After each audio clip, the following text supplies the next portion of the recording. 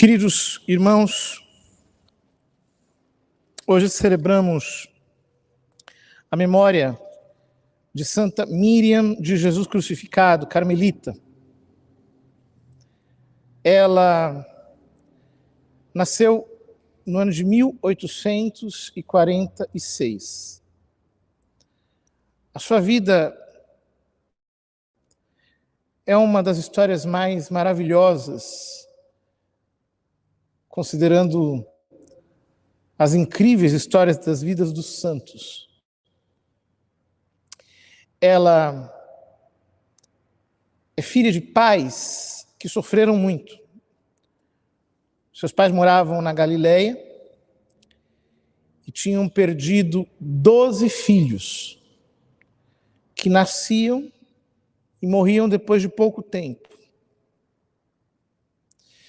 Então, os dois resolveram fazer uma peregrinação até Nazaré, a pé. Andaram 160 quilômetros e quando chegaram lá, pediram a Nossa Senhora a graça de terem um filho que não morresse. E, de fato, pouquinho tempo depois, a mãe ficou grávida e quando descobriu que era menina na hora do nascimento, quis dar-lhe o nome de Maria para consagrá-la inteiramente a Nossa Senhora. E assim foi. Nasceu Santa Míriam, Maria, e pouco tempo depois nasceu seu irmão Paulo,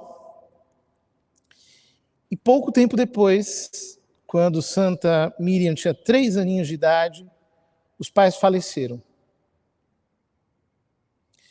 Então, a filha teve que ser entregue para um tio, o qual não era católico, era muçulmano. Ela, porém, cresceu com um amor muito grande a Nossa Senhora. Secretamente, ela jejuava todos os sábados, em honra de Nossa Senhora. Quando ainda era pequenininha, estava cuidando de 2 passarinhos na gaiola e ela quis lavá-los. Então os 2 morreram na sua mão. Ela ouviu uma voz que lhe disse: assim terminam todas as criaturas nesta terra. Dá-me o teu coração e tu me terás eternamente. Então ela entregou o coração a Jesus. E desde aquele momento quis ser inteiramente de Jesus. Aos 12 anos, fez a primeira comunhão. E já quando era um pouco mais mocinha, seu tio quis que ela casasse com um muçulmano. Ela não quis de jeito nenhum. Ela tinha o propósito de consagrar-se inteiramente a Cristo. Então, ela pediu socorro a um turco. E este turco recebeu dela o pedido de que escrevesse uma carta, fizesse chegar ao seu irmão, Paulo, para que ele a viesse resgatar. Ao invés de fazer isso, o turco pegou uma faca, cortou-lhe o pescoço. E ela morreu. Então ele a enrolou num pano. Eles usam aqueles panos na cabeça, cobrindo o pescoço, e a jogou no lixão. Durante a noite, apareceu Nossa Senhora, ressuscitou, curou a ferida que ela tinha, embora ela ficou para sempre com a cicatriz e também com a voz rouca, por causa do corte da garganta. Ela falava muito roucamente. E Nossa Senhora mesma, vestida de azul, com o hábito todo azul, ficou cuidando dela 40 dias dentro de uma gruta. E nesses 40 dias, Nossa Senhora disse tudo o que iria acontecer na vida dela. Antes dos pais morrerem, eles tinham a entregado a São José. E ela tinha uma presença tão viva de São José que muitas vezes ele estava andando e ela sentia como se São José estivesse andando atrás dela. Houve um dia que ela virou para trás e viu São José. Então, naqueles dias, Nossa Senhora disse: tu serás primeiramente de São José. E depois tu serás minha, entrarás para o Carmelo. E assim foi. Ela fugiu, conseguiu esconder-se em vários lugares, trabalhou como empregada doméstica, sempre, e foi para a França. Ali ela entrou na congregação das Filhas de São José, ficou um breve tempo na congregação,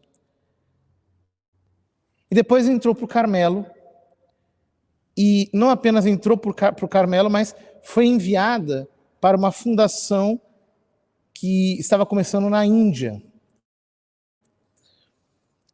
E, de fato, ela, desde muito cedo, começou a ter dons extraordinários. Embora tivesse a voz rouca, quando ela entrava em êxtase, ficava com a voz maravilhosa, cantava maravilhosamente, cantava também em línguas desconhecidas. Tinha voos místicos. Certa vez ela voou mais de 30 metros e profetizava nesses voos. Ela disse uma vez: toda a criação louva ao Senhor, porque os homens não o louvam, precisam acordar. Ela teve bilocações, estava em 2 lugares ao mesmo tempo. Ela recebeu a transverberação, o coração dela foi atravessado por uma lança de amor. E de fato, depois que ela morreu, os médicos constataram que havia uma cicatriz de um furo físico no seu coração. Ela teve estigmas e não entendia, porque era uma pessoa muito simples. Ela era analfabeta e pensava que era uma doença que ela tinha. Ela se julgava uma pessoa muito desqualificada. Durante os anos que ela esteve na Índia, aconteceu uma provação muito rara. Deus permitiu que ela fosse possuída por um demônio durante 30 dias, para provação. Primeiro, para a provação dela. Mas logo no primeiro dia em que ela ficou possessa, o próprio demônio dizia que não suportava estar nela. Ele preferia estar no inferno do que nela, dizia ele. Por quê? Ela se chamava a si mesma de Le Petit Rien, o pequeno nada. Não bastava ser nada, ela tinha que ser um pequeno nada. Tão grande a humildade que ela tinha. Ora, essa humildade, Satanás não suportava. Ele preferia 1000 exorcismos, preferia todo tipo de intrigas, mas ele tinha repugnância extrema. E ele dizia: eu não acreditava que ela era humilde, mas ela é humilde mesmo. Isto é quem ela é. Depois ela foi para Belém, e em Belém ela começou a fundação de um Carmelo. O Carmelo de Belém e o Carmelo de Nazaré, ambos foram fundados por ela. Mas não apenas foram fundados, ela misticamente localizou aonde tinha acontecido a unção do rei Davi.